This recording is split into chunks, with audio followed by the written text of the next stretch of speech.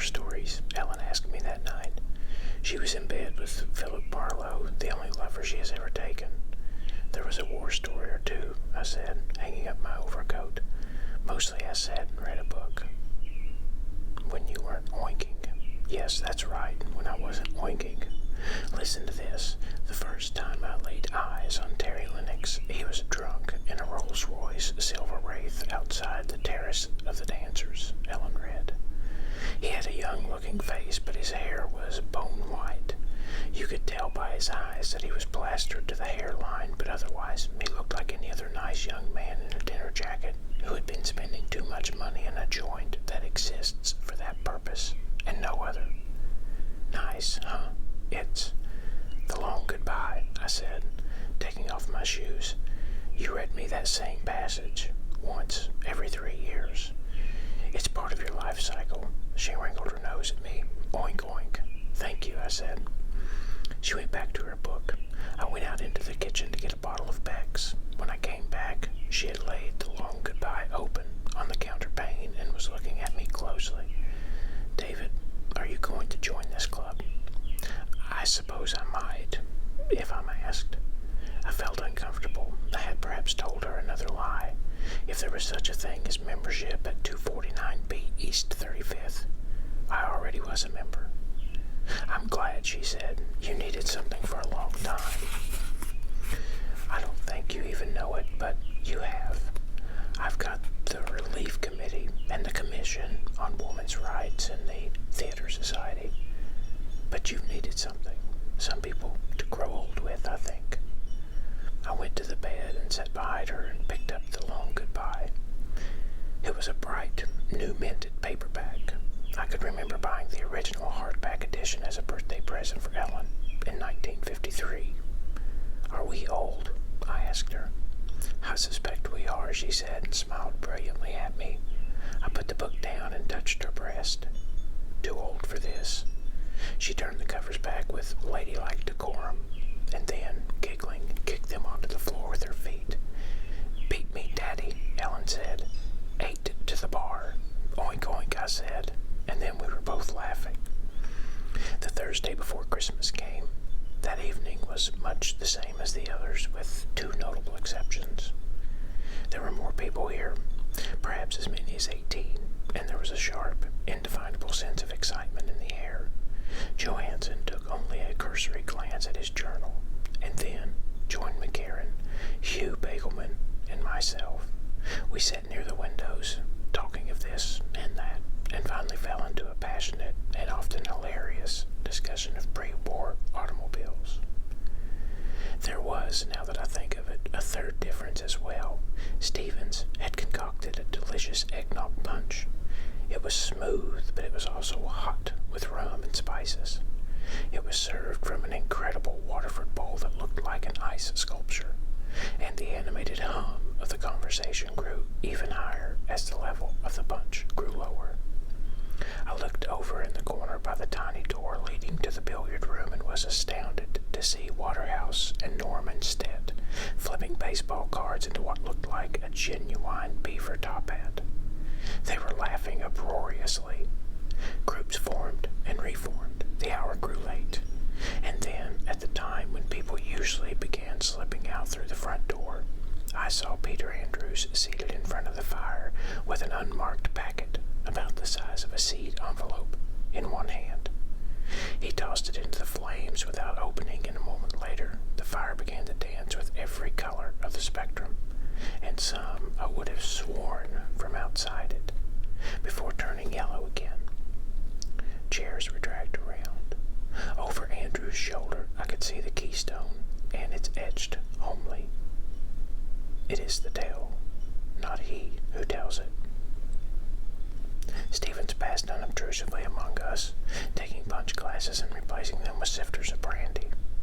There were murmurs of Merry Christmas and top of the season, Stevens, and for the first time I saw money change hands. A $10 bill was unobtrusively tendered here, a bill that looked like a 50 there, one which I clearly saw was 100 from another chair. Thank you, Mr. McCarran, Mr. Johansson, Mr. Bigelman. A quiet, well-bred murmur. I lived in New York long enough to know that the Christmas season is a carnival of tips, something for the butcher, the baker, the candlestick maker, not to mention the doorman, the super, and the cleaning lady who comes in Tuesdays and Fridays. I never met anyone of my own class who regarded this as anything but a necessary nuisance, but I felt none of that grudging spirit on that night. The money was given willingly, even eagerly, and suddenly for no reason. It was the way thoughts often seemed to come when one was at 249B. I thought of the boy calling up to Scrooge on the still, cold air of a London Christmas morning. "What? The goose that's as big as me?" And Scrooge, nearly crazed with joy, giggling, "A good boy, an excellent boy." I found my own wallet. In the back of this, behind the picture of Ellen that I kept, there was always been a $50, which I keep for emergencies. When Stephen gave me my brandy, I slipped it into his hand with never a qualm, although I was not a rich man. "Merry Christmas, Stevens," I said. "Thank you, sir, and the same to you." He finished passing out the brandies and collecting his honorariums, and then retired. I glanced around once at the midpoint of Peter Andrews' story and saw him standing by the double doors, a dim, man-like shadow, stiff and silent. "I'm a lawyer now, as most of you know," Andrews said, after slipping at his glass, clearing his throat, and then sipping again. "I've had offices on Park Avenue for the last 22 years. Before that, I was a legal assistant in a firm of lawyers which did business in Washington, D.C. One night in July, I was required to stay late in order to finish indexing case citations in a brief which hasn't anything to do with this story. But then a man came in, a man who was, at that time, one of the most widely known senators on Capitol Hill, a man who later almost became president. His shirt was matted with blood and his eyes were bulging from their sockets. "I've got to talk to Joe," he said. Joe, you understand, was Joseph Woods, the head of my firm, one of the most influential private sector lawyers in Washington, and this senator's close friend. "He went home hours ago," I said. I was terrified, frightened. I can tell you that. He looked like a man who had just walked away from a dreadful car accident, or perhaps from a knife fight. And somehow, seeing his face, which I had seen in newspaper photos and on Meet the Press, seeing it streaked with gore, one cheek twitching spasmodically below one wild eye, all of that made my fright worse. "I can call him if you—" I was already fumbling with the phone, mad with eagerness to turn this unexpected responsibility over to someone else. Looking behind him, I could see the caked and bloody footprints he had left on the carpet. "I've got to talk to Joe right now," he reiterated, as if he hadn't heard. "There's something in the trunk of my car, something I found out at the Virginia place. I've shot it and stabbed it, and I can't kill it. It's not human, and I can't kill it." He began to giggle, and then to laugh, and finally to scream. And he was still screaming when I finally got Mr. Woods on the phone and told him to come, for God's sakes to come as fast as he could. It is not my purpose to tell Peter Andrews' story, neither. As a matter of fact, I'm not sure I would dare to tell it. Suffice it to say that it is a tale so gruesome that I dreamed of it for weeks afterwards, and Ellen once looked at me over the breakfast table and asked me why I had suddenly cried out, his head is still speaking in the earth," in the middle of the night. "I suppose it was a dream," I said, "one of those you can't remember afterwards." But my eyes dropped immediately to my coffee cup, and I think that Ellen knew the lie that time. One day in August of the following year, I was buzzed as I worked in the reading library. It was George Waterhouse. He asked me if I could step up to his office. When I got there, I saw that Robert Carden was also there, and Henry Effingham. For one moment, I was positive I was about to be accused of some really dreadful act of stupidity or ineptitude. Then Carden stepped around to me and said, "George believes the time has come to make you a junior partner, David. The rest of us agree." It's going to be a little bit like being the world's oldest JC, Effingham had said with a grin. But it's the channel you have to go through, David. With any luck, we can make you a full partner by Christmas. There were no bad dreams that night. Ellen and I went out to dinner, drank too much, went on to a jazz place where we hadn't been in nearly 6 years, and listened to that amazing, blue-eyed black man, Dexter Gordon, blow his horn until almost 2 in the morning. We woke up the next morning with fluttery stomachs and achy heads, both of us still unable to completely believe what had happened. One of them was that my salary had just climbed by $8,000 a year, long after our expectations of such a staggering income jump had fallen by the wayside. The firm sent me to Copenhagen for 6 weeks that fall, and I returned to discover that John Harahan, one of the regular attendees at 249B, had died of cancer. A collection was taken up for his wife, who had been left in unpleasant circumstances. I was pressed into service to total the amount, which was given entirely in cash and converted to a cashier's check. It came to more than $10,000. I turned the check over to Stevens, and I suppose he mailed it.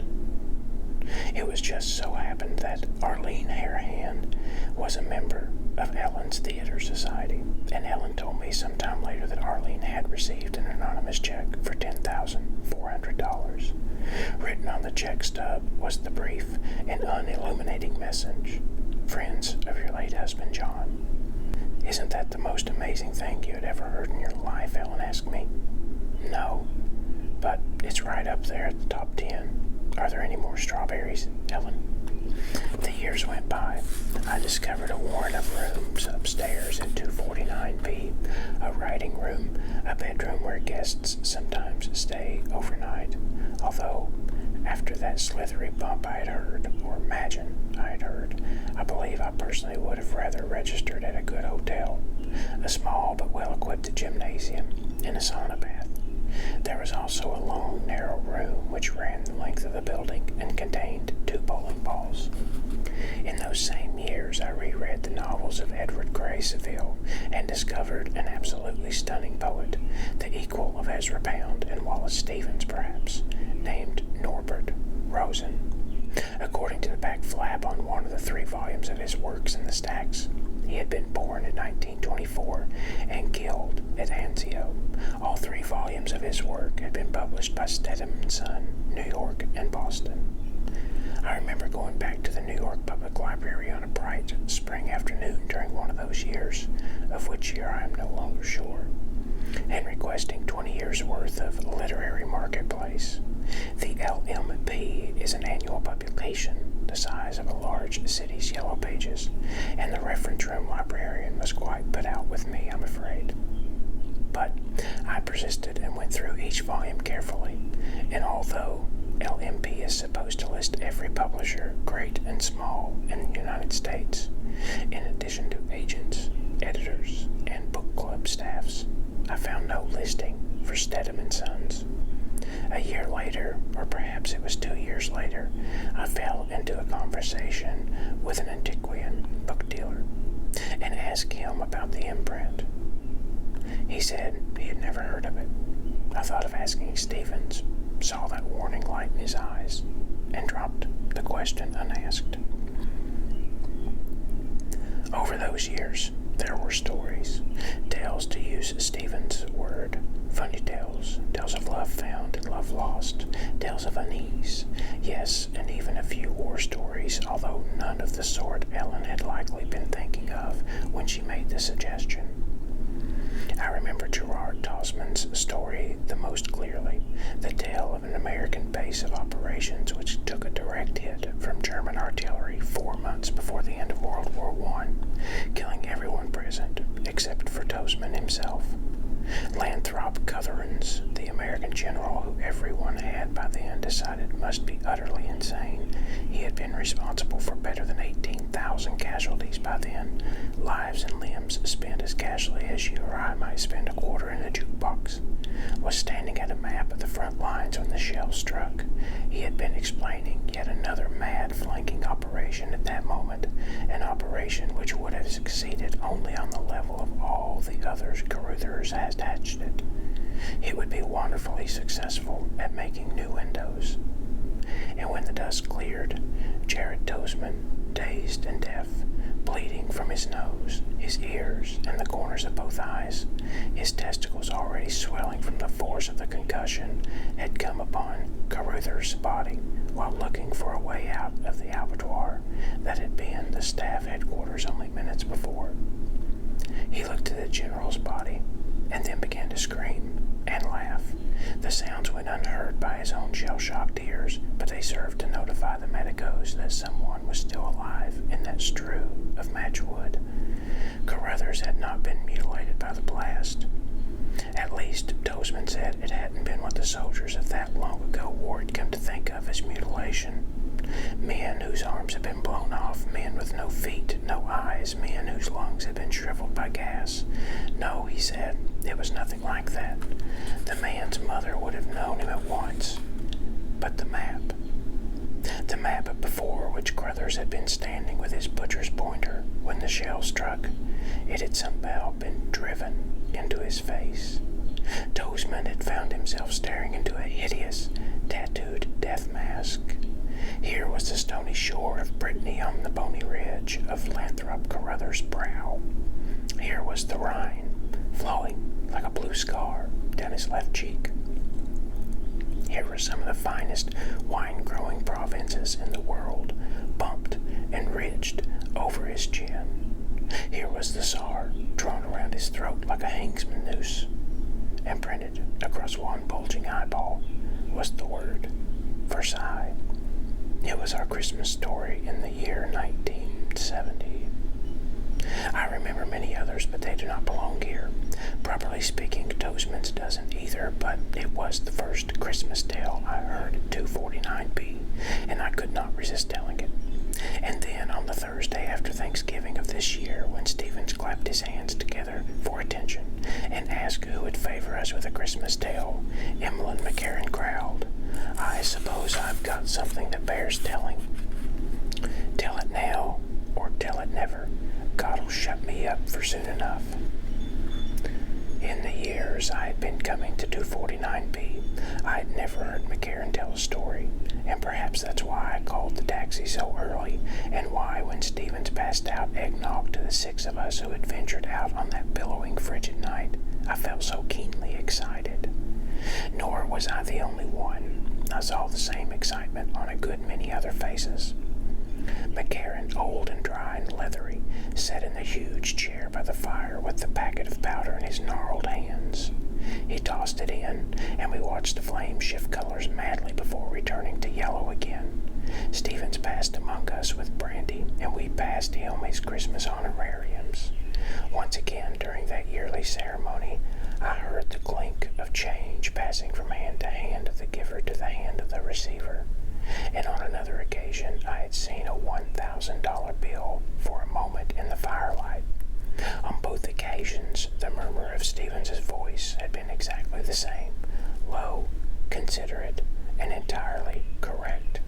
10 years more or less had passed since I had first come to 249B with George Waterhouse, and while much had changed in the world outside, nothing had changed in here, and Stevens seemed not to have aged a month, or even a single day. He moved back into the shadows, and for a moment there was a silence so perfect that we could hear the faint whistle of blowing sap escaping from the burning logs on the hearth. Emmeline McCarran was looking into the fire, and we all followed his gaze.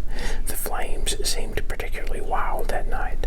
I felt almost hypnotized by the sight of the fire, as I suppose the caveman who birthed us were once hypnotized by it as the wind walked and talked outside their cold northern caves. At last, still looking into the fire, bent slightly forward so that his forearms rested on his thighs and his clasped hands hung a knot between his knees, McCarran began to speak.